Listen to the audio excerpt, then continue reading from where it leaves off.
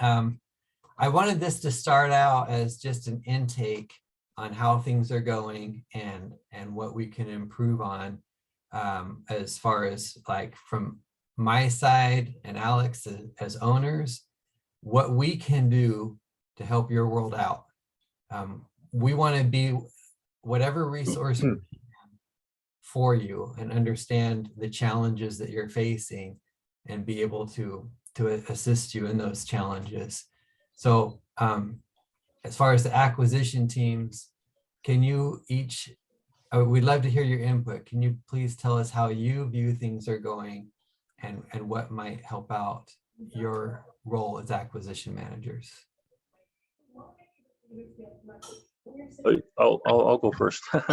So as acquisition managers, we don't have an issue doing our job. The issue is that I've noticed is like when someone comes in, they're left in limbo. They don't know who to speak with, what team they're in, or anything. And you know, I had to answer a couple of questions here and there from people that are just so and so came into the room. You know, where do they go? So, and I don't know if they're even in my team or not because I don't know where they're from. So, I think just when people come in, just you know, just greet them with open arms. You know, just hey, how you guys doing? Whatever, and I think it'll help them out and make them feel comfortable, right? And actually asking the right question or asking, you know, where am I supposed to be and who am I supposed to talk to and stuff? Because I get something like that too sometimes. But when they have a technical questions like the one with the, I believe I forgot who it was. They sent a question about having the seller live in the property after it's been sold, you know. So that's okay, and I think we've all done that, but you know, it would have been nice for someone to answer that right away if they saw it, or if they didn't know, just say, hey, you know, that's a good question, let me find out. At least they know that they're being helped, right?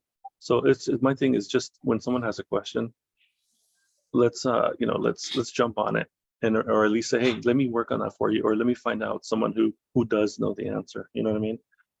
I think that's a great help. So I hear, team out.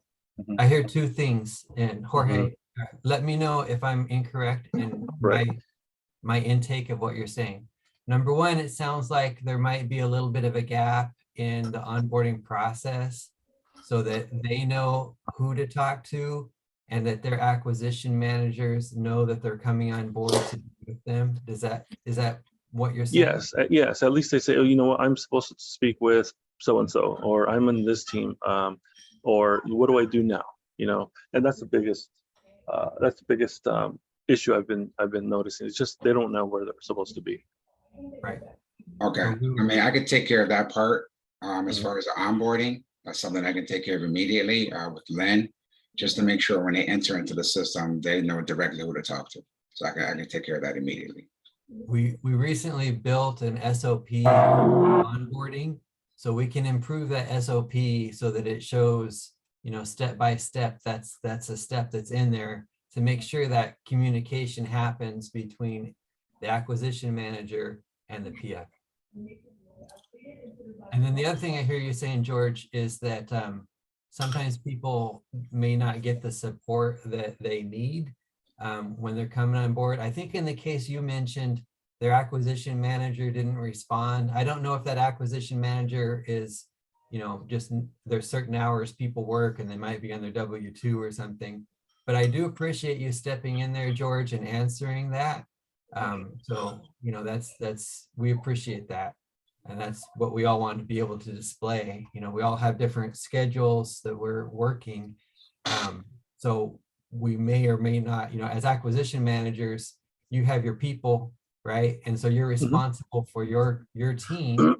But if you happen to be out of commission because you're sleeping, because it's your W-2 or whatever the case is, beyond the acquisition manager, in particular, the dispo manager should be monitoring and helping out if needed. But like you did, you know, jumping in for the company-wide chat and answering questions, we appreciate that, Jorge.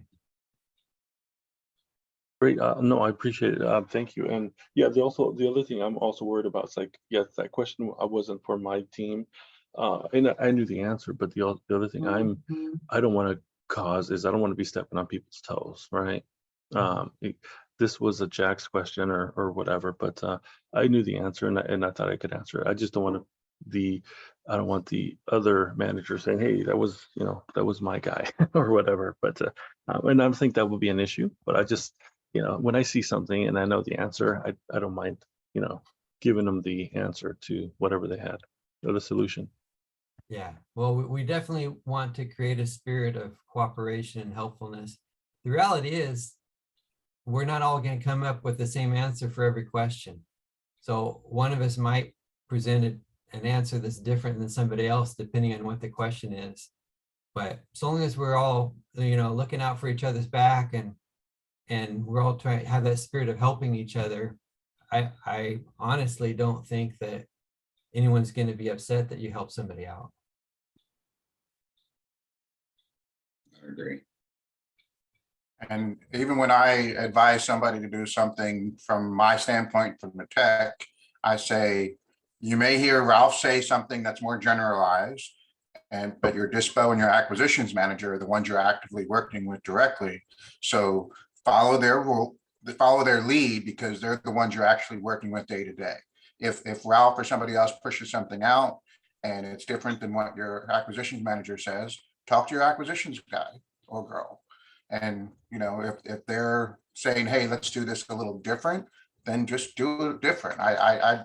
They're asking about, well, how should I email this or how should I do that? It's like, it's up to your acquisitions manager. Talk to them. I can't answer for 30, 40 people. I can only answer that the structure's there. Talk to whoever's there working directly with you day to day.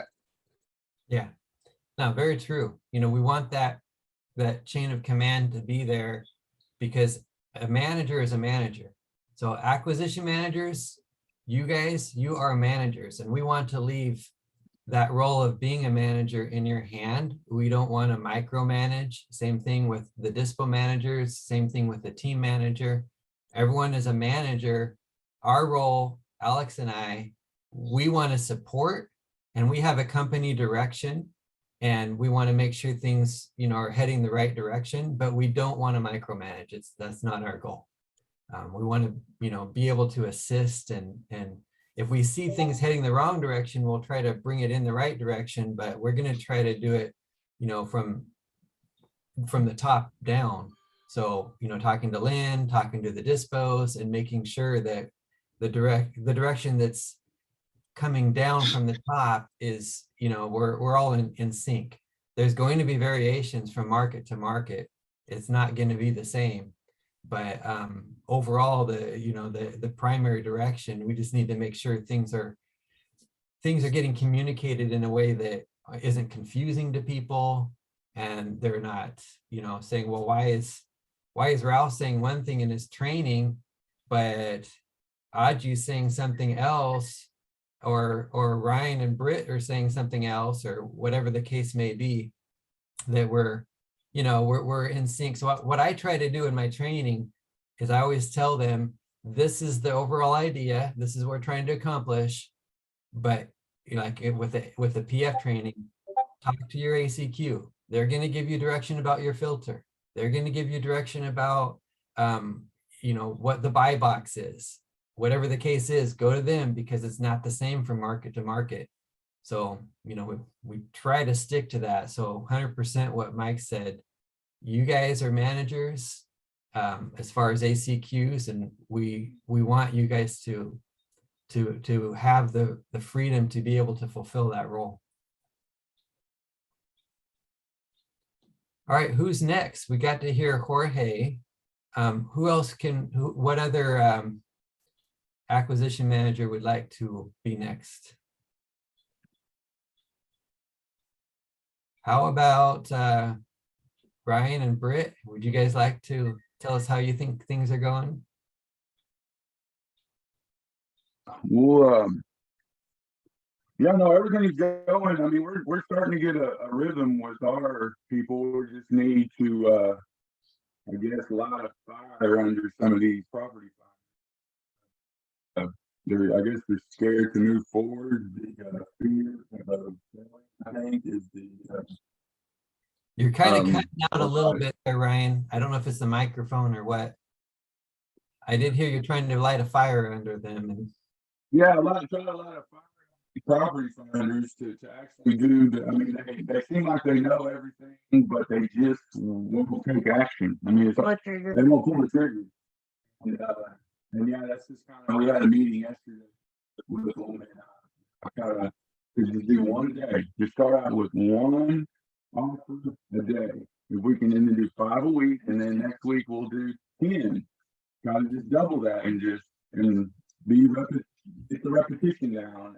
And there are some. I had a couple pull the trigger yesterday after the meeting, but for the most part, it's just hard to get these people to pull the trigger. Seem to know what to do. They just, yeah, it's just getting over that hump of submitting the offers, I guess. But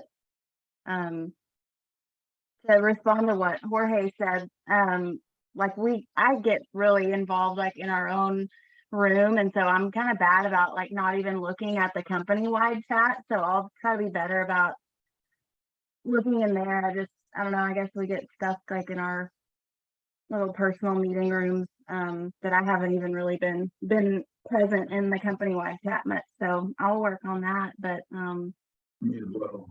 yeah, I mean, we don't really have anything that, I don't know, we're just kind of winging it and like Yeah. making it work. But we do, we have our weekly meeting, and then we kind of reach out. Like we have to like kind of poke them and be like, hey, do you need anything? Like, what can I help you with? Because some people are like scared to even ask questions. Like I know people are on different levels of where they're at in investing. Some people are brand new and some people have experience. And I think some people are maybe timid about asking a question that most people might think is a dumb question, but so we try to be like, reach out, even if it's privately, like, where are you at?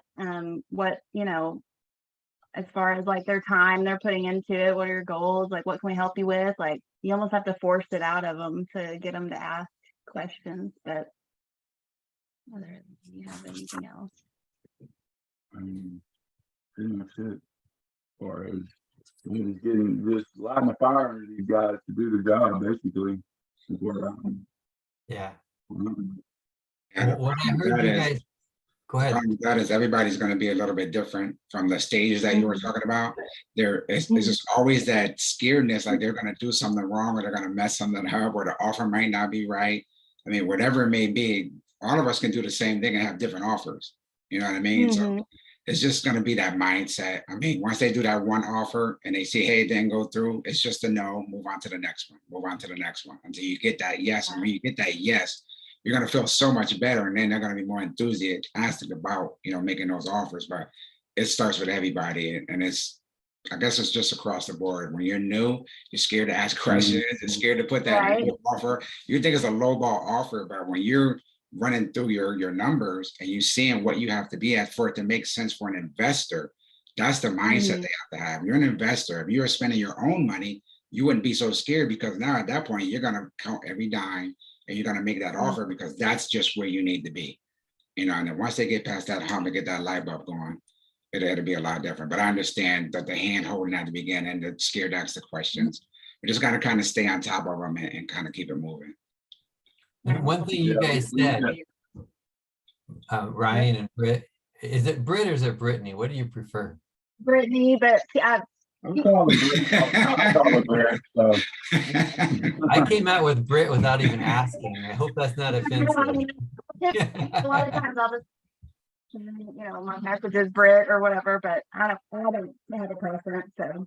But what I heard you guys both saying over and over is people. And that's the reality, is you have 6 or 7 people that are your team, and they're all different. And you guys are reaching out to them, you're helping them, you're motivating them, and the results are starting to trickle in. But that's what it takes. It takes that personal outreach. Because how many of us, some of us have paid, I paid $60,000 for mentorship because I wanted that Mhm. one-on-one. It didn't really do me $60,000 worth of good, but I spent it. No.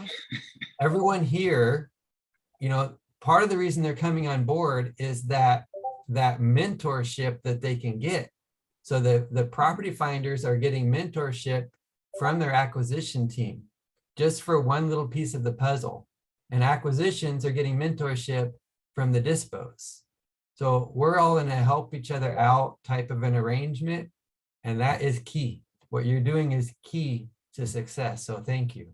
Appreciate it. Yes, and I know you guys probably don't hear that from us much, or don't get to talk to you much one-on-one, but we definitely talk, me and Ralph, talk about how we appreciate each and every one of you for the job that you're doing. I try to be in Discord as much as I can, but obviously we have stuff to try to figure out on the back end to make sure everything goes smoothly, but we definitely appreciate each and one of you guys for taking the time to, you know, believe in us for one, and helping everybody else, you know, for on the second hand, but we're all here for each other and to kind of help each other grow. And I hope y'all see the vision of what we're trying to do, because it's the long haul of all this. We think it's going to be a great system to be in. And once we really get rolling, everybody's going to benefit from it. So we really appreciate it. Thank you. And I just wanted to get that out there. do you guys see, sorry, but No, I was saying we appreciate the opportunity as well. Yeah. We do you enjoy guys see teaching. any? I keep interrupting. Okay, what? Might need to check my microphone because it's, I don't know, but Go ahead. Do you guys see any training that's lacking that we can put into place to help you out? Either training or procedure or anything that we can improve on to be of assistance to you guys? I know some of the people that that we've had, like they have that basic knowledge. It's more just like repetition. That's why we try to get on like Zooms with them and just like go, like yesterday we were just give us a property and we comped it and walked them through like why, you know, like I did one, and then we even had one of the guys on my team, like we had him comp one to kind of show like what how he looks at it and how it kind of, it's an art definitely and not just black and white, you know. So that helps. I think it is just more repetition, because even there's a couple of people that I know they could totally, they have all the knowledge, like they know what to do and they're very capable, and then but then they're just not, like Ryan said, taking that action. So it's almost just like, I don't know, just walking them through it and showing them like, hey, like, see, you know I how to do this. understand the grind of this, the grind of pushing it through property, just foul, knocking them out. And it's just like, they don't get it, like what it takes to make money. There's that fine line of like, you know, they spend a lot of time comping something and then they finally like submit something to you and it's just like totally wrong. So like there's that fine line of like, you know, you need to get used to rejection. And I being like wanting to help teach, like I want to comp it myself and be like, this is how I did it, but that doesn't really help them. But I also don't want to like burst their bubble and be like, this is all wrong, you need to redo it. So we're kind of trying to I don't want to kill someone's confidence, because I told them what they just spent all this time on is just totally screwed up and not even close to being right, versus trying to help them get thick skinned. And because if they're getting rejection from us almost in a way, then it's not going to be a big deal when they get it from a realtor. So I'm not explaining that well, but that's something else we're trying. We try to explain, we do not look at this as buying a house. Like when you're talking to these agents, you need to break down why, because half these agents don't realize what the they don't realize the investor world. They just think, oh, it's going to take $30,000 to fix this property. I mean, they don't get the cost of the money, holding the money, and just all the cost that goes into it. I mean, there are agents out there that do, but 90% of them do not know the investor world at all. And, Yeah. Some of the property find that's a good point, because like in the meeting yesterday, I pulled up one of my calculators that I use that just like, because the one that they're using, it doesn't show like the back end and like how much the repairs are, like the dollar amount, which I don't think they need to see that because it would be confusing. But I did show them like, hey, it's not, a realtor may say, oh, it just needs, 30,000. It's always 15 to 30,000. I'll take 15 to 30 million. I literally was like, okay, so in this case, like it's gonna cost like 50 grand in repairs, and then the holding costs are gonna be this much, and so like this is gonna be like 100K just like all the cash in on it for the buyer. So I'm trying to break that down for them, trying to show them exactly what it costs to really do this, and don't look at it as a buying a house. We're investors. We're trying to bring money, and you're trying to explain to them it's easy to get a contract. You can go get the contract. It's easy, but it's getting rid of the contract. That's the part where we're trying to show them you can go get a contract. That's super easy. But getting rid of it, that's a whole other ballgame. That's all you have to mess with. So you need to get them money. Yeah, you got to get it at the right price. And you're trying to explain them some of them are new, of course, and but yeah, I mean, we just got to break it down for them. So They need to, like on some of these agents, they need to explain that, why they're coming in at this price. Because I feel like I made this relationship with this agent, and now I'm going to shoot them a super low price. I'm like, what? Like, you've known this agent for 2 days, a day, 24 hours? Like, what kind of relationship do you have with them? They're scared to hurt the agent's feelings. That's what they're embarrassed or whatever it is. And I'm like, you got to get over that. Like, so we do a lot of mindset stuff, I guess. But. yeah. Yeah. A question on the comping and calculating side. We have these these calculators we created for the PFs. We made a market specific. Lynn went through the numbers to try to make them specific to Dallas, Atlanta, Jacksonville. And I believe Lynn passed it on as well to the Dispos so that they could keep it up and adjust them to make sure that they stay accurate. Are the PFs using those? Oh yeah. Yeah. Okay. Cool. Yeah. So if there's any tools like that that we can enhance or improve on, please let us know too. We want to make sure what we're offering, what we're giving them to use is actually working. Yeah. No, the calculator's good. Yeah, no, I loved it when we showed them. Like, ooh, they say all these things, but then they won't do it. And boys, I'm just like, just one, just do one a day, just one. Yeah. Like, Yeah. So your disposition managers, they know that we can go in, we can tweak the price per square footage on what a cosmetic versus a full gut. We can tweak the calculator, but it sounds like what you guys are saying is that they're really stuck in that.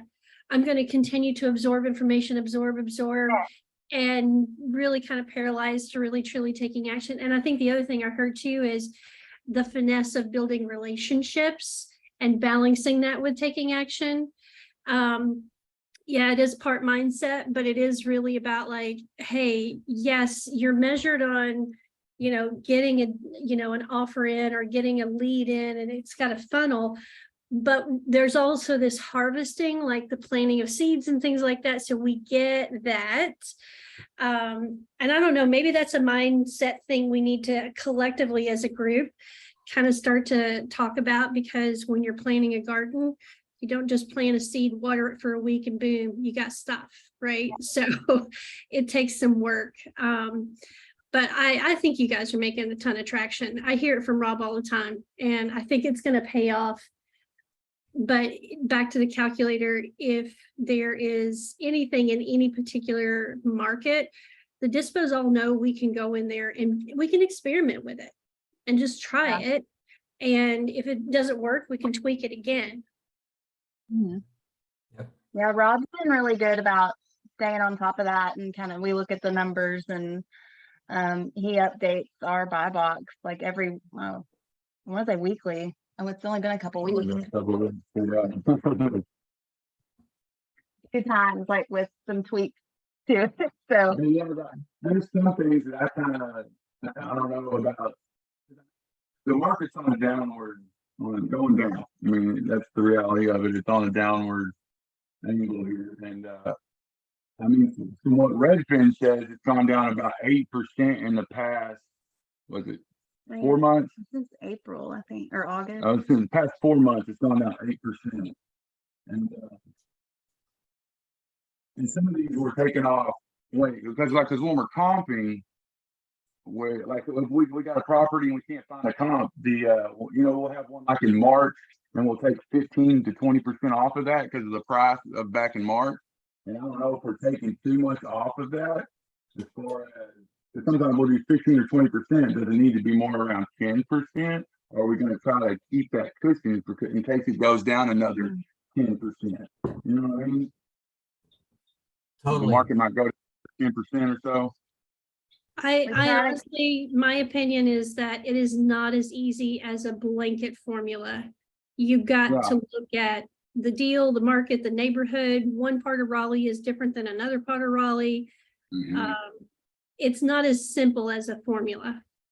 Somebody else Yeah. might disagree with me, but I think No, 100%. I agree with 100%. I mean, I've been The like, thing is the buyers are dictating that, right? Yes. We're a market for the buyers. We're Right. their marketing arm. So Rob, Josh, Aji, they're talking to the buyers. They're getting those buy boxes. They're seeing, if the buyers want to buy it, that's where we're at. And they're dictating. Of course, the buyers need to be on top of the market too. But more than anybody else, Dispo should be in the role of keeping the pulse on the market and giving feedback to acquisition so that where to price it and what neighborhoods and it's all based off of buyers and what they're looking Yeah. for. And that's why it's really important to have that relationship. I know a lot of people like to have 1,000 buyers on their list, but if you got 10 buyers with a really good relationship that you actually talk to, they will dictate, hey, this is where we're buying at, this is what we're looking for. And then just because we use Privy, the reverse engineering is the same thing. Now we know exactly what they're looking for in their buy box. And as long as we're talking to them and having that relationship with them, then that's going to be a big game changer as well. Yep. Pretty thing. no. So Ryan and Brittany, is there anything else? I don't Trying to think so. think no. We're having fun with it though. Yeah, no, we're trying to. We appreciate your input. Thank you. your help. Guys need to bust them out of their shell. I try to convince them that all we're doing is playing a big old game of Monopoly, because that's literally what we're doing. We're playing a big game of Monopoly. Everybody's trying to get 10 houses, a hotel, and a railroad. I mean, that's literally what we're trying to do here. And Well, thank you. Let's go on to someone else. Carlos, would you like to say something? Carlos, you available? How about Rayhan? Yeah, can you guys hear me? We can hear Yep. you. All right. Yeah, everybody calls me Ray, so Hey, Ray. yeah, don't feel bad about butchering it. Been having it since kindergarten, so no big deal.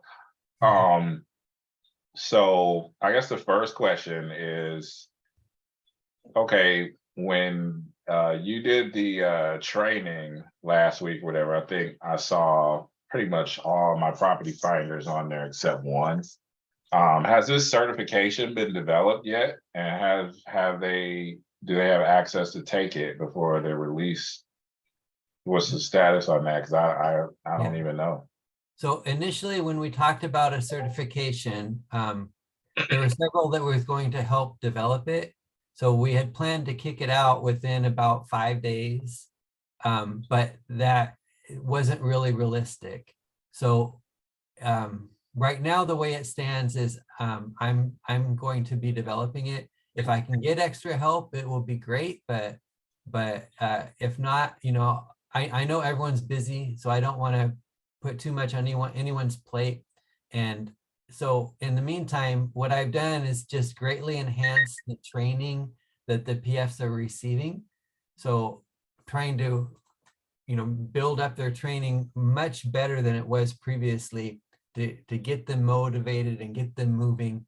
I'm in the process of creating a training. We have an LMS system, a learning module system. So that system will have every step broken out with an individual video for that step. And then it'll also have quizzes, but it takes a long time to put this all together. So will there be a certification? Yes, but as a one-man show, it's just going to take a little while to roll it out. Okay, so that means, I thought they were in a holding pattern, so that means they can go No, back out. they're not in a holding pattern. Absolutely not. Okay, all right, I'll pass that along. And then the second question, I mean, I know everybody has their, their regular lives, their jobs or whatever they're doing, but I think the property finders that I have, I think it would help to add a little bit of structure.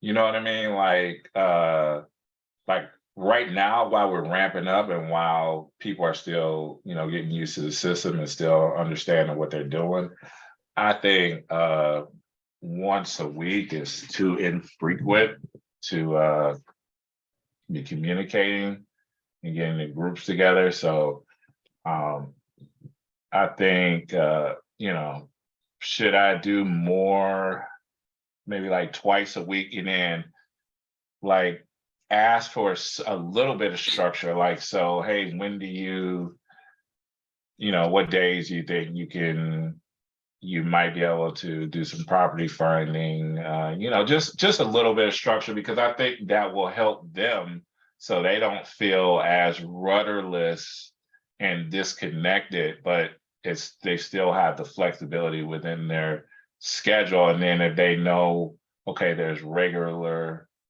meetups or Zooms or whatever, it kind of gives that momentum and a little bit of accountability, like, okay, let's make some progress there. Because I just feel like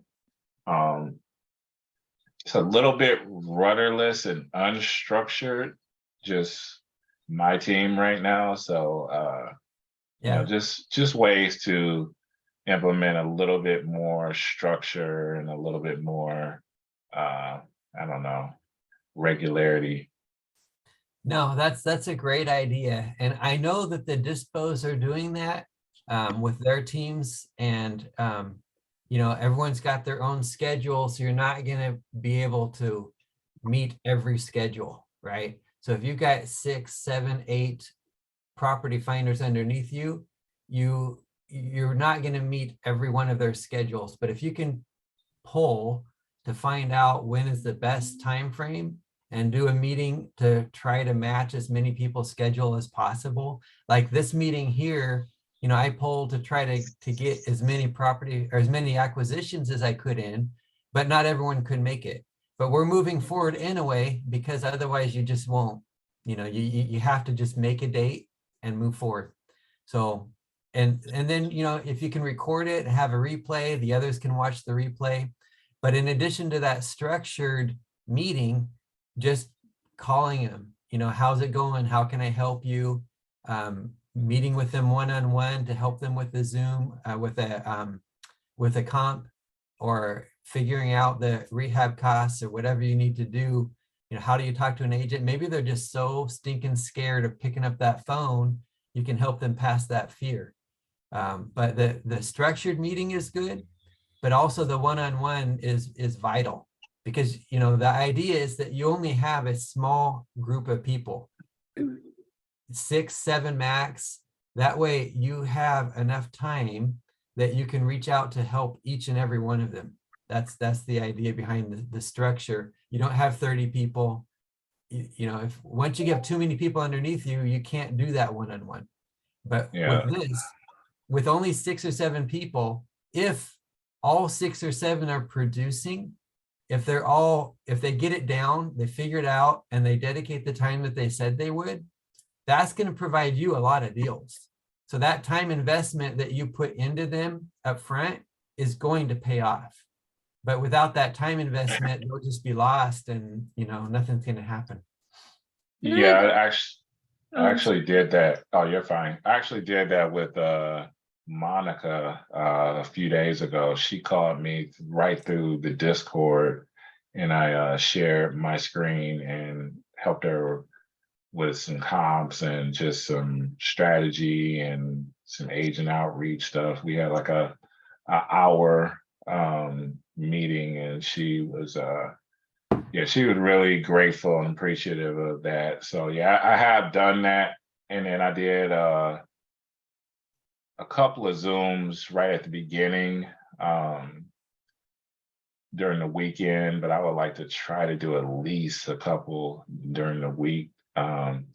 So yeah, I just want to, okay, so knowing that, okay, you guys can go ahead and continue without 100%. waiting for the certification. I can let them know that. And so. Yeah, 100%. Thank Yeah. you, Ray, for bringing that out, or Ray. Yeah, no problem. Can I add a little bit to that before we get too far off that topic? Yep. So I agree with everything Ralph was saying. I kind of have even a more like three-step kind of thought process. I want to go back to the SOP that was recently developed. That was just within a few days ago, right? So this onboarding, offboarding, like this is a new development of structure that did not exist when the lion's share of the team that currently exists came on board. So the majority, I would even venture a wild guess of like 95% of our property finders came in super excited, but we didn't have the structure in place, right? So there is some catch-up cleanup work that has to be done. And the best way for us to do it is really put you all in a position to build relationships with them, because you need to do that anyway to kind of help nurture them and figure out what pain point, what learning pain point each individual has. So I think there's that stage. We're in the catch-up cleanup stage of fixing that, because we want to duplicate you, right? You want to build more empowered people on your team that can be more champions to duplicate yourself, to help kind of coach and nurture other people as we continue to grow this thing. And of course, we're going to expand markets someday, and we can take those people and give them opportunities to elevate to a different leadership position. So the time that you're investing in these people right now is going to have massive ripple effect over the course of our evolution. The other thing you talked about meetings, I think there are at least 3 meetings that need to be happening each week. You need to be having at least one team meeting, right? That everybody can get to, or at least can verify that they're watching the replay. I think you as a leader need to be aware if there's one person that's never really making it to a meeting, I would probably be having a discussion with them on what the barriers are in their one-on-one. I think the second meetings you need to be having are those individual one-on-ones with your team. Some of you have more property finders than others, so that might be a little bit of a challenge right now. But once you know that a person is really solid, you can have, less touch points, but more touch points with the people that are more vulnerable. And then I think the other thing that can be really powerful for you leveraging your time as an acquisition manager is office hours. So I've done this I tried it here and it didn't really work. Like put certain office hours on my calendar, but then it's like everybody's just kind of like all over the place. But as you're working directly with your teams and you have a smaller group of people, you could even say, hey, outside of our regular meetings, you can come to me during these times. And these are times when I am going to be explicitly available for each of you, so that they're like, hey, you didn't answer my Discord message or whatever, but I know I can reach you during this time. Then it's just on you to be available during those times and be responsive during those times, even announcing in your group thread, hey, just a reminder, it's my office hours. Anybody need some one-on-one help? So just a few suggestions I thought I would offer in case you were looking for solutions. Yeah, I like that idea of posting your office hours. It's, some people have 9-to-5s or a more scheduled timeline, which makes it easier to present your office hours others, their schedules are a little bit more hectic. But if you could try to block off certain times that the people underneath you can depend on reaching you, that will be helpful, because then they know. And once it's in a schedule or published to your team, then they can say, okay, I can count on this time to reach out, and that can aid in the they can kind of conform their schedule to your schedule.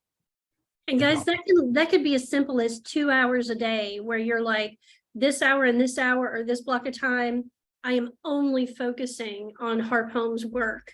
So, I would venture a guess that all of you have your own deals going on with your own teams or businesses, right? But if you're working in your Harp Homes market, this is where I'm focused on you guys and building this team. It doesn't have to be like, because I know things change. You have to go walk a property, you have to take a kid to the dentist, but if you can just preserve a couple of hours throughout the week where they know that you are a captive audience, that might be helpful. Yep. And also, somebody, I think it was Ray, but somebody mentioned about something that we can, or how to guide them. Another way to give them training beyond the meetings that Lynn mentioned and the availability that you have, send them to the Deal or No Deal. Every week I do the Deal or No Deal, and I'm trying to orient that to, number one, new recruits coming in. They have a foundation already because they're going to that, and I'm trying to recruit from that.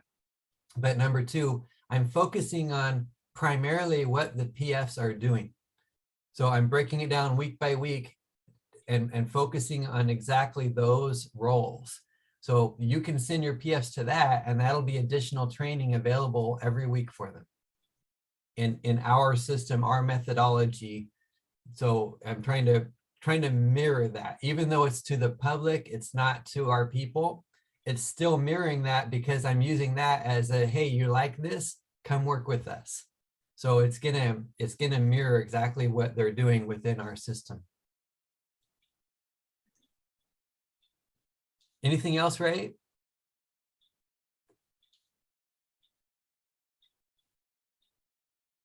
Oh, no, those were some really good tips. So yeah, now that I know that there's, no holding pattern about a certification, I'm gonna start reaching out and,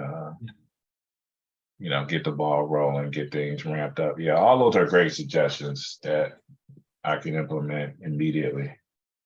I can tell you that the only holding pattern we have right now is that we do have, it's like 8 or 10 people in the waiting room to find a seat on a team. But I'm really trying to hold them back right now, because I'm trying to give you guys time to shore up your current teams rather than just flooding you with more new people and, kind of adding gas to the fire. So once you get these teams, you feel like, this week you've reached out to everyone and you feel comfortable with where you're headed, let your dispo know, and we can put someone else in a seat on your team if you have some bandwidth. Okay. Yeah, and I'm gonna touch on that subject very directly in a few minutes. So Mark, before you go there, I have to go to take care of that appointment. you got to go, you're saying? Yeah. All right, no problem. See you, Alex. All right, guys, take care. Appreciate everybody. Thank you. Carlos, are you with us? I know I called on you, but you weren't available then. Hey, Hi. Hi, everyone. how's it going, Carlos? Very good. Thank you. Thank you so much for having me. I'm very blessed to learn from each one of you guys. I am also setting up like the CRM and learning how to find everything. So most of my team has been doing at least 2 calls per day. So I'm thankful to have Aji that I called and kind of clarify some of the questions that I had this week. And so we're getting to the point where we can communicate all the expectations for like the deal flow and the pipeline and how that looks like with the web form. And then yeah, I'm getting to learn everyone and answer any questions that they have. So I'm very glad to be here and have you guys. Thank you, Mike. Carlos, I appreciate that. Carlos, is there anything we can do to assist you? Any gaps, any questions or holes that we can help so that you can better do your function? No, I think you guys are amazing. Like you have done everything on you guys' side, and like really like I'm glad I'm here to grow with you guys and build each other up. So everything as far as resource and communication has been really above and beyond. So thank you. Thank you, Carlos. And the trainings are super like helpful as far as your YouTube channel. Like I'm able to pull from there and answer all of the questions. And I even go to their like the property finder trainings and see like what they're looking at, and it helps me help them. So it's very helpful. Oh, good. I'm glad it helps. Yeah. Thank you. Vonda, are you here, Vonda?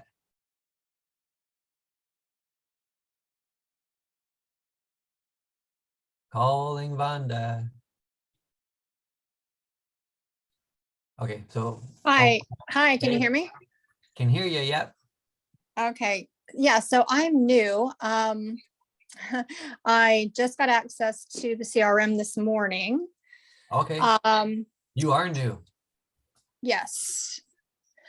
So, I'm just trying to see like what my next steps are. Mhm. And trying to learn everything that I can just from listening in to you guys. My first Zoom was yesterday. Yep. And I have already had one person reach out to me and ask some questions. They're saying that they only have one zip code and they have no properties available in that zip code. They want to know what they can do to get more deal Which flow. market are you in, Vonda? Who's your dispo? Jack's 3. I'm sorry? Aji, Jack's Oh, 3. Gotcha. You're in Jacksonville. So, Aji, are you here? Yes, hello. Hey, Aji. Vonda being brand new and trying to figure things out still. Mhm. Aji, I would like to ask you, do you feel that Jacksonville is too crowded with PFs? Is there enough to go around, or is there too many PFs for that market?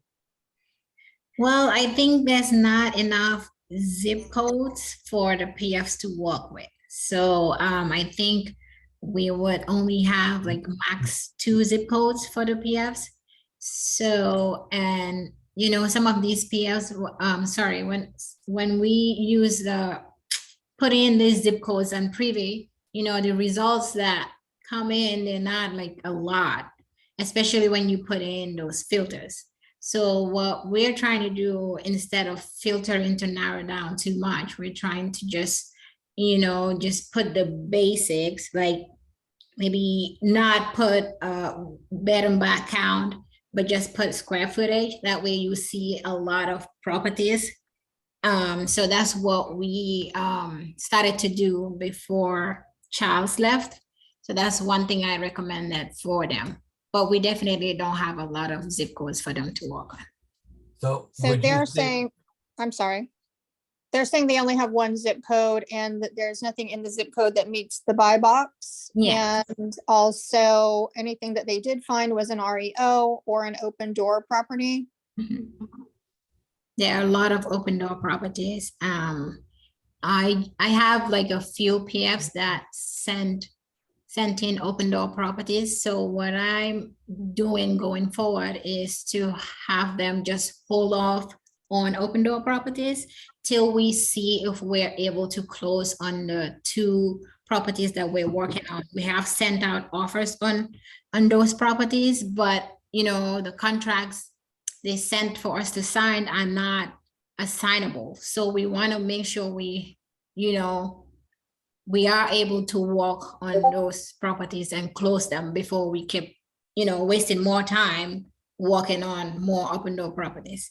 So I would like for all of the acquisition managers to tell their PFs to just hold off on open door properties while we use the 2 properties that we made offers on as a trial. So if we're able to close on those without any problems, then hey, we can all, go find those properties, right? But as of now, there are so many unknowns, so we just wanna hold off on those. That makes sense. I think Rob or somebody mentioned the idea of double closing. Yes. So that's something we can definitely delve into. Are we more. able to do that? Yeah, we can get the transactional funding. Yeah, all you gotta do is let us know, like, yeah, it's another layer, but the reality is it's Open Door is selling under, they're selling at a loss right now. So as long as the numbers work for a buyer exit strategy, and you're working, within your buy box, and we can adjust your buy box, right? But if you've got buyers that will buy that particular thing, we can double close. We can make it work. It'll cost us a little money on transactional funding. But I would be cautious of getting a ton in the pipeline waiting on language changes, because I think it's going to be a little bit harder to move. If we're resolved that we're going to double close on them, then cool. Just make sure that you feel comfortable that we have a buyer before we jump into all of that. The other thing I was going to offer is, if your zip code is feeling really compressed, maybe just do a days on market filter first. Just, like 45 days plus on market, because there has to be something there, and then kind of work backwards from that. Just trying a solution to make sure we aren't missing anything because our filters are too tight. And some of the other folks might have good ideas there too. And every market is different. So, Jacksonville is not the same size as Dallas, right? Yeah, it's or smaller. Atlanta. And each market might have more or less properties that are out there. If it's a hotter market, there's not going to be as many properties. So they're going to fly off the market a little quicker. So, as far as balancing the teams go, Lynn's working on that. And if there's a team, if any one market has too many property finders, which, if there's 3 acquisition managers, you're going to have like 20 property finders in that market. If that's too many, that they're stepping on each other's toes and there's not enough properties to work, well, we can figure something else out. There's a solution for that. So we wouldn't want to feel like we're stuck because we don't have enough to work. And what Lynn was saying about, trying to do different filters, sometimes we'll filter ourselves out of potentials. Like maybe because of the days on market, for example, Josh was talking about last night, he doesn't even use the day on market filter because that can filter out good stuff. So, just maybe work with some things. Yeah. But if it's legitimately too many property finders for your market, we'll shuffle, we'll do what we need.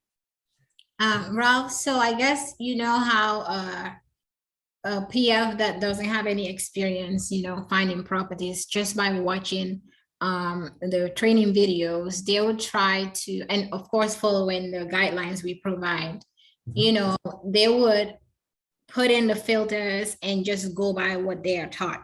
With us, since we have experience, when we put in those filters and we see that, we're not getting a lot of results, we would try other things. So they don't know what other things to try to see, just to play around with the filters. So I feel like if we tell them, okay, put in this filter and that filter, if they put that in and it doesn't bring out results, then what should they do? Should they now just remove all the filters and just, I'm not really sure how to guide them on that. We tell them to focus on 30 days on market alone and then go from there, or? Well, when I train them for those filters, I tell them you can do this, you can do that, but talk to your acquisition manager. Right. Because the acquisition manager knows the market And the acquisition manager is their mentor. They're the ones that are there to mentor them and teach them, you know, so there's not necessarily one answer. There's multiple strategies. Right. So you might try this strategy and then you try that strategy, but the acquisition managers, that's their function, is to get these property finders active and producing. And without that, you know, there's no deal flow, right? So depend on your acquisition managers to teach them. And I know, Vonda, you're new as an acquisition manager, but you're not new as an investor, right? So you've done deals. That's why you're an acquisition manager. And so you can help you are empowered as a manager, Vonda. So you can reach out to them and assist them to figure out those strategies within, you know, within, my mind just went blank, Privy. Within Privy or Redfin or whatever tool they're using, primarily Privy. But the idea behind any investor is you have to think creatively. You have to go beyond, you know, 4 walls to make a deal happen. So the acquisition managers are there to help their property finders to be able to accomplish that. And then of course, Aji as a dispo manager helps Vonda to go to the next level as well. So should I suggest that she looks at things that are under 30 days on the market, because they were looking at over 30 days on market so far? Yeah, 30 days and more, and not use a lot of filters, because, you know, I know we started out telling them to do, you know, the bread and butter properties, 3-2 and square foot, but that is narrowing down the results we're getting. So we want them to, because, you know, we would be, you can close deals 2-bed, 1-bath. I've closed a lot of deals that are 2-bed, 1-bath that are not 3-2s. So I feel like by using those guide filters, we're going to be missing out on all of those. So 30 days or more on market, I think that should be the filter we would go with. And if we see anything that looks good, we're going after it.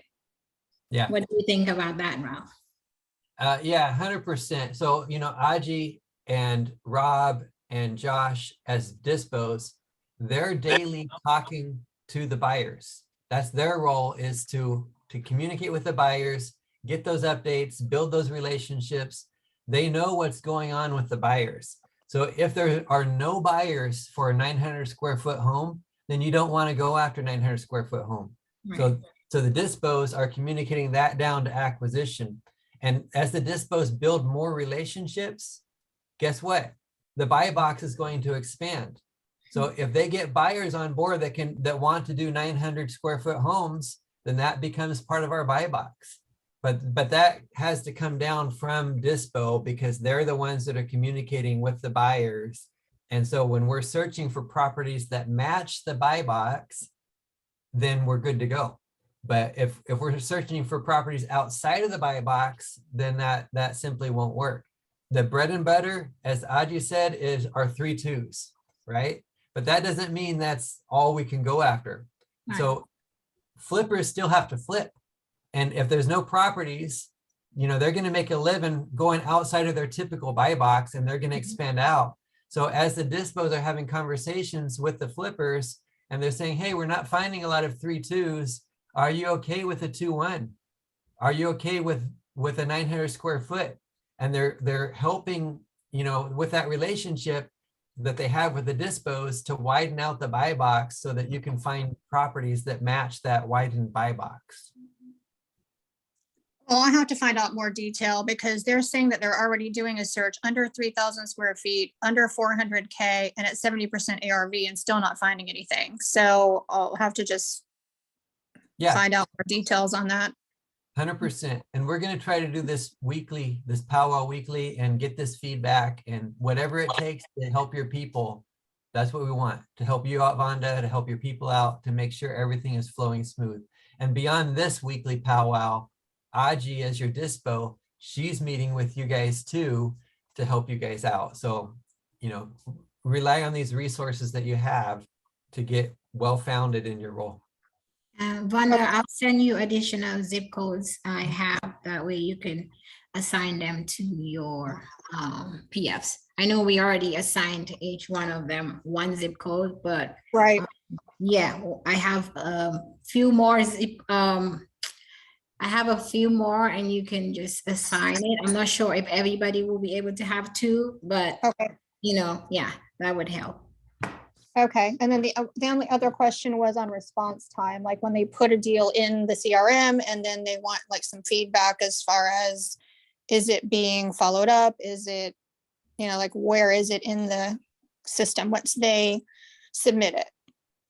So- They don't have access to the CRM. I think I reached out to the team manager and Mike about it, and they're working on giving them access to the CRM, because otherwise we would have to be reaching out to each PF to give them feedback on every web form they submit. And that could be, tedious. And also, when we don't have a way to find out or to track the status of the offers made by these PFs. So we really need them to have access to the CRM. That way I they can can talk put up about the- that more, Aji, Okay. in just a few minutes. Okay. But as Vonda, you have access to the system. So if they want to know how's their property going, just give them that feedback. Yeah. There's not that many people. As we grow, there's going to be a change, and I'll get to that in a few minutes. But yes, for now, you just provide them that feedback from the CRM directly. Okay. I think they were talking about something that they had turned over to Lynn, I believe. So they were saying that that Lynn was supposed to call the agent. So they were looking for feedback on those ones. That must be Dee's property. I gave her and Aji feedback, but I'll kind of share it here. We talked about it briefly. Open Door works with different agents, so you're going to get slightly different approaches if you're talking to an agent that's had a good experience with Open Door versus a not so great experience with Open Door, right? So one other thing she noted when I talked to the agent was she's not had success in getting the language changed, but she was submitting it. I honestly haven't heard back from her. She said also that when our property finders are reaching out to Open Door directly, they become a customer of Open Door. And so there is like this, they have to have a certain contact person. I don't know if that's the same in every market. I personally haven't done a lot of work with Open Door, just sharing that information that I shared with them. I think, as we mentioned earlier, the best approach is if we have a good buyer pool for the property and the numbers are right, we can just double close. And you can reach out to Mike, Rob, or myself to work on transactional funding to make sure that, when the dispo, so Aji would be your dispo, she would know to reach out and get that going. So that would be the approach for right now. They should go through an agent, not directly through Open Door. So I'm just sharing that if they are reaching out to Open Door directly, they kind of get assigned a certain person and they Yes. would work with them. Yeah. Ideally, they're working with an agent that's listed, in MLS, because now they're building relationships that open more doors to properties that are coming on that aren't listed with Open Door. Yeah. Yeah, I received their contracts back and the language hasn't been changed, so Okay. we would have to double close on these. Yeah. Okay, we're going to have to move on. Still quite a bit to go through, but I really appreciate all your inputs. So this is a book that I highly recommend. It's called The 7 Habits of Highly Effective People. And here is just a little bit of a synopsis of what the 7 habits are. And we don't have time to go through them. What I like to do is on the weekly powwow, just each week cover one of these 7 and how we can utilize it within our business to make things better. But to briefly show how they can assist, the be proactive, basically it means that each of us have our circle of influence, what we can control and what we can't control. Can we control the PFs? Well, they are within our circle of influence. So we have different results from different PFs and from different acquisition managers. One thing that I've noted is that Ryan and Brittany have had the most results with their PFs of anybody else. Is it because of the PFs, or is it because they have taken on that proactive aspect of reaching out and helping them? So the more that we all can do that, be proactive in helping our PFs, the greater the results will be. So just a mindset of being proactive as an acquisition manager, as an owner of the company, all of us can try to implement that to the degree that we can, and we will reap the fruitage of being proactive. Secondly, begin with the end in mind. We have our own goals. And one of the things he recommends is having a personal mission statement. So a personal mission statement is like, this is my mission is ABC. This is what I want to accomplish, and this is why I want to accomplish it. A very short little thing that you can develop. I don't want to spend a lot of time on that, but the goals are based off of that mission statement. What are your goals in real estate investing? What are your goals within Fat Juicy Deals, within Harp Home Solutions? So if you have those goals in mind and that mission statement in mind, it gives you a focus and a direction with what you're accomplishing. And the third one, put first things first. So you're turning your visions, your goals, and your mission statement into a reality by whatever you set as tasks. So if you prioritize your time and you help your PFs to prioritize their time, they're going to reach those goals a lot quicker than if their time is not prioritized. And one thing I've noticed, and I think Lynn mentioned as well, is videos. We all can be so consumed with watching all the great stars of real estate that we can spend 50 hours a week watching these people and never get anything done. So everybody here, all the acquisition managers, all the property finders, all the dispos, the team manager, everybody has committed to at least 15 hours per week. So, you have your, as acquisition managers, most of them were actually higher, around 20 to 30 hours a week. But as property finders, a lot of them were in the 15 to 20 hour range. But how do we use those hours? So if there's no deal flow, that as an acquisition manager that you're actually negotiating and closing, well, your hours can be used to get your property finders rolling, to train them, to mentor them. As a manager, as an acquisition manager, that's always going to be a part of your role, is managing those people that are underneath you. And them, how are they going to use their time? So if they have their goals, watching 100 videos a week is not going to accomplish that goal.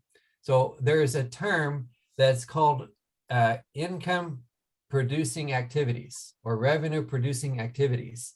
So watching training is not a revenue producing activity. It might be necessary from time to time, but we're trying to build whatever training we need to within our four walls. So you as acquisition managers, you can train them directly. They get training from Dispo as well. They get training from myself, from Lynn, from Alex. So we're trying to make it so they do not have to go out and watch Brett and Chad and Pace and Jamil and so-and-so and so-and-so and so-and-so. They're all wonderful people. And I'm not saying don't watch them, but if we're promoting their videos over and over and over, they're not going to be doing those revenue producing activities because they're just going to be watching videos. So, if we can try to communicate ourselves exactly what they need. And the problem is if they're watching 10 videos, they're going to be trying 10 different methods and they're going to be lost. So we want to try to, help them put on the blinders a little bit and go in a direction to learn their process within our system so that they can become good at it. And one of the things with that is tracking their progress. So KPIs, or key performance indicators, is something that all of us should try our best to put into use for ourselves and for our teams. So one of the challenges that was mentioned, I think Vonda mentioned, is being able to track their property. We're going to get to that in a minute. Right now, there's no real way to track the KPIs for a property finder because they're not in the system. So one of the goals that we have is to get them into the system. And we're going to talk about how to get them into the system in a minute. But to be able to track a performance indicator, we need to be able to use the Kanban properly for what we're accomplishing.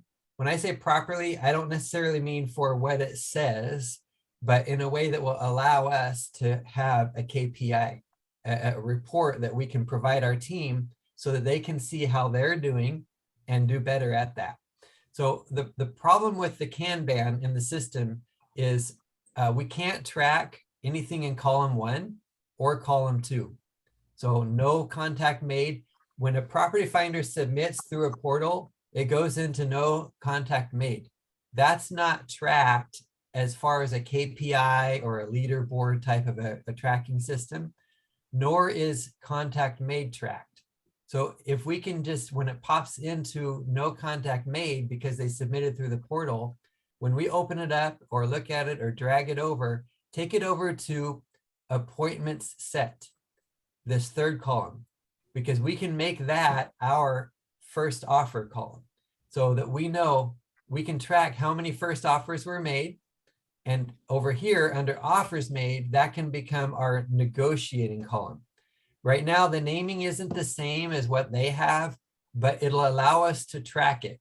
So, you know, our different KPIs that we can track are offers made, how many we're negotiating, how many contracts we have, how many assignments are accomplished with buyers, and how many closed deals. Those are like 5 progressive points of the deal.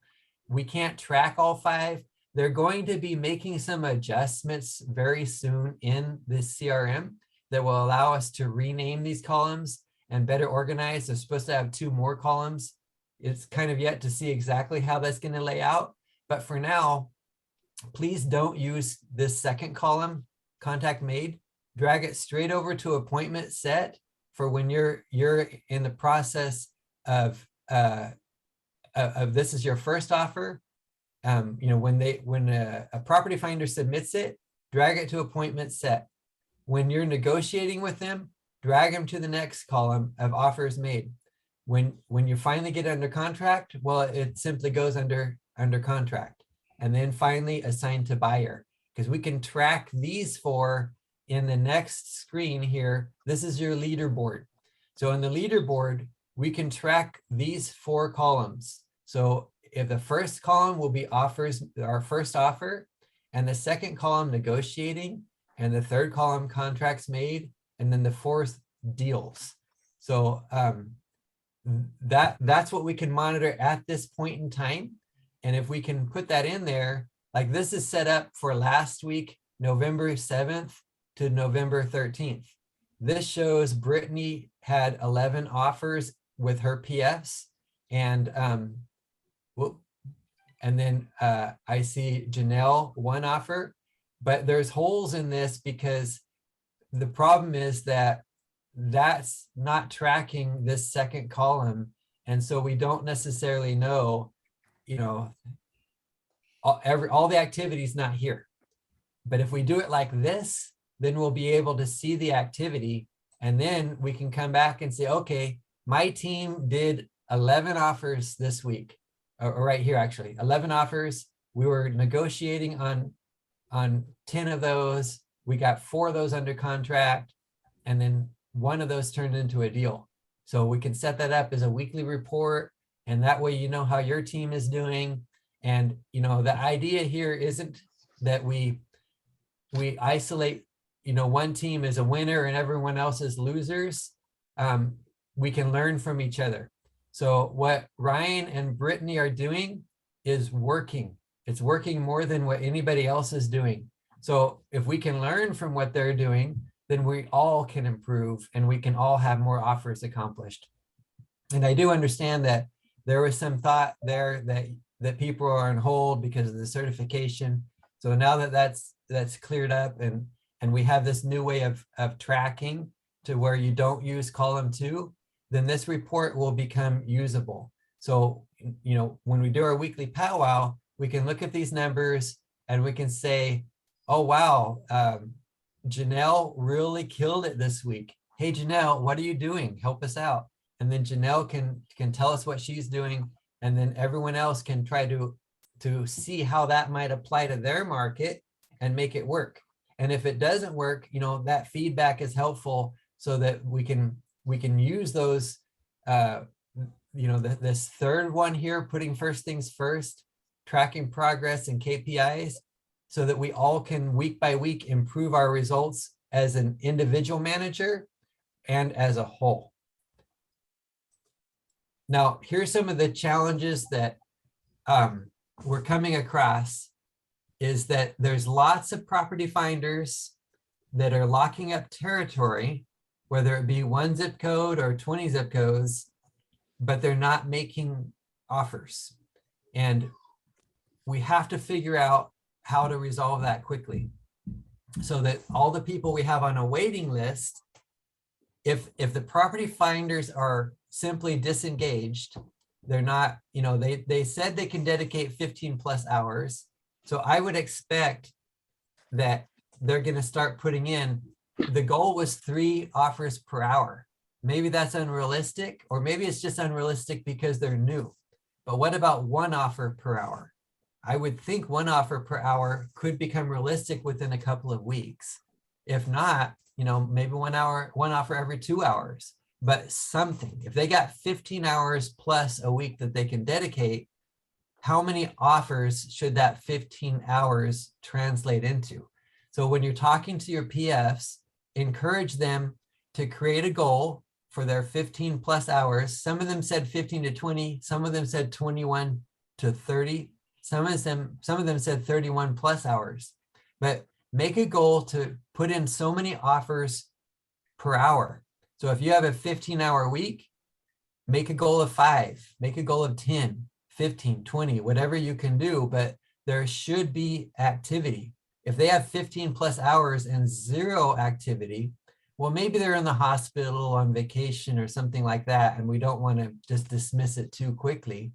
But we want to help them to get rolling fast, because if they've been here 2 or 3 weeks and they're still not making offers, then something's wrong.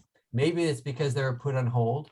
Maybe it was because they didn't get the training that they needed, or the personal one-on-one hand-holding that they need, or maybe it's because they're simply not engaged. So the second thing is, we have a waiting list, and Lynn mentioned this. There's a dozen or so people, property finders, that are anxious to get going. So they're asking me day after day, when can I get going? When can I get going? And I told them on the training yesterday, it'll be 1 to 2 weeks before we have a spot for you. But as soon as we get a spot, we'll put you in there. So what we need to do is filter out anybody that's not going to produce and put somebody else in their spot. Somebody that's on the waiting list that wants to produce. But we don't want to do this so quickly that we dismiss them without giving them the opportunity that they really need. So if the problem is me, or, you know, each one of us can say the same thing, is the problem me? Am I not giving them the support that they need? So if that's the case, give them whatever support that they need so that they can succeed. And up to 2 weeks, I want to give them that time frame. I don't want to replace anybody without giving them the opportunity that they need, because I know that I needed help, and each one of us have gone through our own learning curves, and we all need help. So I don't want to just dismiss somebody without giving them everything that they need to succeed. But if they're not engaged, they've disappeared, they're ghosting us. And I don't mean we call them once and they didn't answer twice or 3 times, but we need to give them opportunity. Maybe they're not responding because they're out of country or another reason, but whatever it is, we want to give them every opportunity to succeed. And if they're not succeeding, then we need to dismiss them and get somebody else in their role that will get the job done. You know, there's costs behind this. I'm doing this full time, and Alex is doing this full time, and all of you are doing this at least part-time, if not more. And we appreciate your dedication, and your dedication needs to pay off too. So the only way it's going to pay off is if the property finders that are working underneath your care are actually producing. At the end of the day, this isn't a paid mentorship. This is a business, right? So your mentoring them is to help them produce so that we all can have a paycheck. But if they're not going to produce, then we have to dismiss them and put somebody else in their spot. So I want to be fair about this. I don't want anybody to get dismissed prematurely, but at the same time, we know that we do have to dismiss people as we roll if they're not going to produce.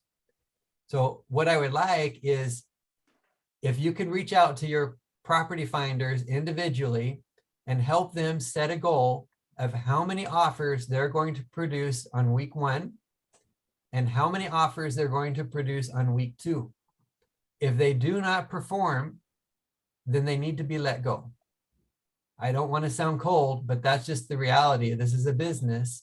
They need to produce. We need to give them every opportunity to produce. But if they're not going to produce, we need to get somebody else in there that will. Any questions on that?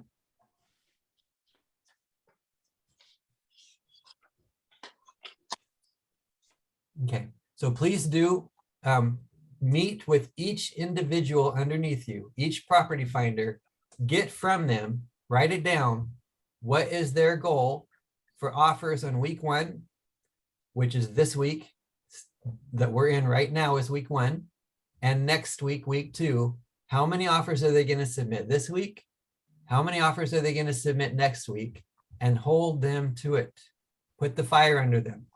One thing that I liked from this book as well is it mentioned under think win-win, point 4, be in balance between courage and consideration. It takes courage to put a fire under somebody. And it takes courage to tell them, look, this has to be done. It's just not working unless you make an adjustment. And that's the only way it's going to be a win-win. Even when we're talking to a seller or talking to an agent, it takes courage to say, yeah, that doesn't work for us. And here's why. But courage is part of the game. If it's going to be a win-win, we have to talk it out to a point that makes sense, that they can understand, okay, yeah, I can see I have to produce if I'm going to stay on board, and then hold them to it. Push them. You know, your goal is to make them succeed, and they should feel that your goal is to make them succeed. But if they don't work with the program, and not everyone will, you know, some people get shiny object syndrome. So they walk in the doors and they're like, oh, this is cool. And then you never see them again. So they have to produce, and you have to push them to produce. And then if they don't, then we need to just move on and get somebody else. So 2 weeks is the deadline. I'm not giving a number. I'm not saying 5 offers a week. Talk to them. Each individual is different, but they have to have a certain quantity of offers this week and a higher number of offers next week. It has to be progressive. And if not, then they need to be let go, and we need to get somebody else in their spot. All right. Now, as far as the CRM, that's the next thing that I wanted to mention. We want to get the property finders into the CRM, but not everyone that is not producing. They have to produce. So once we see that they're producing, then we can get them with their own email. So it's not a shared email anymore. And we can just have it forwarded to the acquisition manager and get them into the CRM so that they can enter in their information directly. They can see the flow of their own deal. But that's extra work for Mike in particular. It's extra expense, but we want to make sure that, you know, whatever is required to get the job done, we're doing. We're not going to do it for the people that are just sitting on the sideline, only for those that are actually working. So please get them rolling, push them, get them producing, mentor them, help them out, and then they'll be in the CRM themselves and be able to see their own deal flow.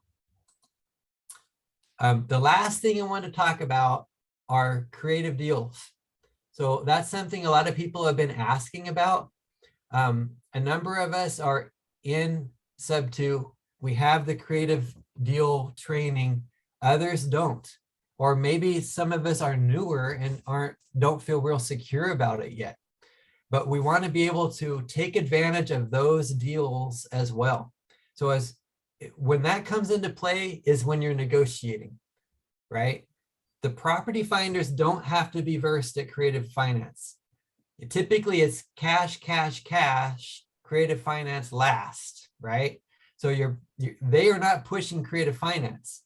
Some deals will lend itself that way, and then they just say, let me get you over to my manager. You guys are that manager, the acquisition managers. You're the ones negotiating, but not everyone as an acquisition manager is equipped to do creative deals. So what we've established are creative deal assistants, and they're ones that we approve to be your assistants to help you out until you're ready. We can't pay them because the percentages are already paid out. So what we can do is share. So if you want that mentorship, if you want that creative deal and you're not ready to handle it yourself, then the ones that we've approved to do that are Lynn and Mike Jones. So they're basically a backup to accomplish the creative deals for anybody as far as acquisition managers and dispo managers. If you're not equipped to do creative deals yourself yet, because it's different on the dispo side, just like it's different on the acquisition side, but they will assist you. They'll get basically split that commission on that deal with you in exchange for their mentorship to train you on creative deals. That way those deals don't go to waste.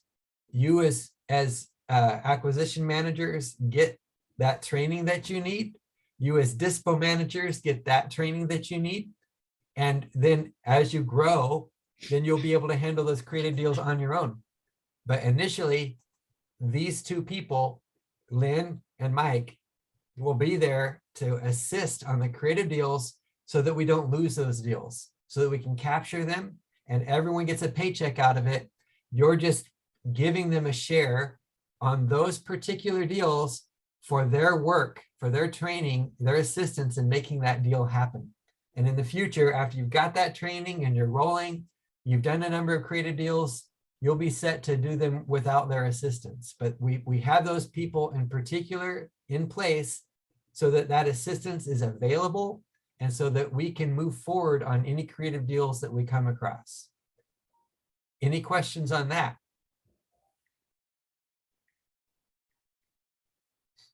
Does everybody know at just a really high level how you would identify that a creative option could be a possibility?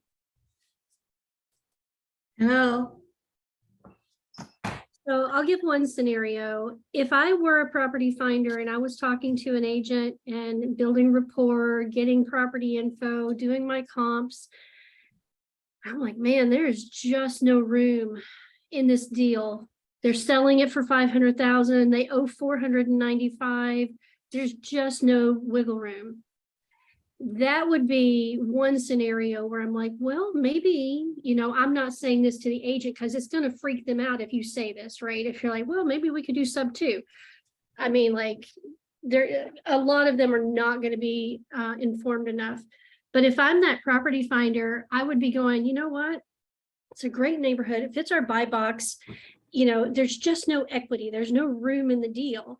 I might say something like, you know what, it doesn't sound like the cash offer is going to work. So I'm probably not your buyer as far as a cash offer, but I want to work with my manager because we do have another program that sometimes we use to buy houses. I'd love to connect the two of you, right? Now, you're going to have to work with your acquisitions managers to make sure you're not getting hundreds of those a day, right? So build that relationship with them.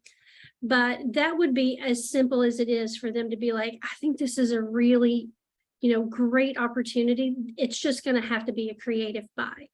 There were some chats that popped up here. I can't do a creative training right now, but that is an easy one to identify if we should be, elevating that. It's just in a real hot area. There's low inventory, and there's very minimal fix to it. It's like there's some no-brainer type scenarios that I would say as a property finder, let's make sure we get this to the acquisitions person and have them work with the creative assistant. All right. If you guys have any questions, I know the dispos already know this, but acquisitions leaders, just feel free to reach out to Mike and I, and we can just do a quick assessment without having to do a real deep dive. But the way you underwrite creative deals is different, and it is not a blanket. Like, you kind of have to look at all the different moving parts and pieces. We'll be asking for different information, and we have to have a really good relationship with that agent to be able to say, hey, can you get me like the loan payoff balance and the PITI and the percentage? And, it doesn't mean that it has to be low equity. We can do creative on high equity. That's just one example. Mike may have something to add there, but I just wanted to give you a little context. Yeah, I mean, creative gives us so many avenues that, a lot of times when people are reluctant to share information, especially about, their finances and their mortgage information and all that, you can still approach it as, hey, even without that information, is there, because they're not in pre-foreclosure, they don't have an auction date always like coming up. They got time. So the luxury of time lets us pursue so many different angles. And, I love lease options. I love different types of seller financing. I don't always need to know all the information, but it helps to craft an offer. Like most of my letters of intent have like 4 different offers in them. And it's more like pick one, or every so often they like one, but there's one little thing they want to change, and we just kind of like adjust the balance a little bit. But yeah, just opening up the conversation yourselves, or having the property finder say, would you be interested in taking payments over the time? I can pay you what you're asking if the cash offer isn't, even on the table anymore. I can pay you what you're asking. I'll pay you more than what you're asking. Just take some payments over time. We'll see if we can make it work. And, when I do my offers, I like, all they see are the dollar signs. They don't really care about all the details. They just see the dollar sign. How much will you make at the end of that balloon payment? Holy crap, that's like 1.5 times what I'm asking for. Well, yeah, you just got to wait a couple of years and you'll have that. Or I ask them, what are they going to do? What are you going to do with the money when you sell?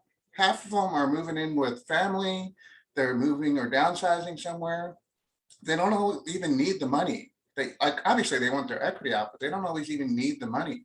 So what are you going to put it in the stock market right now? At best you're going to earn 8%. I'll pay you 7%, and you don't have to worry about it. You'll just get monthly checks every month like clockwork. You're not going to get that from the stock market. You might get lucky, sure. You might not. So, and a lot of them have just been hit pretty bad in the last several months on various angles. A lot of people in crypto, stupid stuff like that. If you feel strongly about crypto, that's fine. I've dabbled myself, but it's more like a gamble. Whereas real estate and cash flow and monthly payments is just, when you talk to them about it from the right angle and build a little rapport with them, it's such a great way to give them that security that they're looking for. They don't always want the money. They want to feel secure. So if you can approach your conversations with them that way, it makes a huge difference. And to put in perspective, the idea of giving half of your percent to Mike or Lynn, I just want to bring out, as a sub-2 student, we have what we call the nightly dial. So if you go on the nightly dial, you're on the phone trying to negotiate with an actual live person. You're trying to help out somebody else's deal. What do you get paid for that? 0. You're not getting paid anything. it's part of your mentorship. So if, you know, I try to get on the nightly dial when I can to improve my skills, but that I'm not expecting a dime out of that mentorship, even though I'm involved in a potential deal. It's simply to help me to improve in my skills on the phone with talking to real people. We paid $7,000, $10,000 to get into sub 2 because we want that training. So you guys as acquisitions, some of you are in sub 2. Yeah, I see Ryan's hat there. Some of you are not in sub 2, but either way, you're getting this training basically for free. You know, from Lynn and Mike, you're not having to pay a dime. They're just getting a piece of the deal for their involvement, and you're getting trained out of it. So that's a real deal that, you know, you can get this training for sub 2 deals, creative finance deals, just by working with these people, Lynn and Mike, and there will be more that come into the group that are qualified to help you out with creative deals. This is just the beginning, but you're getting that one-on-one mentorship from them to become better qualified at doing your own creative finance deals. Any questions? This is everything we had to cover, and we really appreciate all your input to help us all improve. We're going to try to implement what we talked about in the initial part of the powwow part of the meeting. So any questions from anybody before we call it a day? Thank you, everyone. We really appreciate you being here. We appreciate your hard work, and we hope that we all, every single one of us, see a lot of success out of this. So talk to you later. Have a great Next day, week, everybody. we're going to do the same thing, same time next week. Okay. Anybody that can Ralph? make it. For the benefit of my calendar, can you go ahead and send a standing meeting invite out so that I don't accidentally overbook this time? Yep. Thank you so much. Yeah. All you right. bet. I wasn't Bye. even sure Bye-bye. morning if it was Eastern or Central. Yeah. So. Thanks, God. All right. Talk soon. Bye-bye.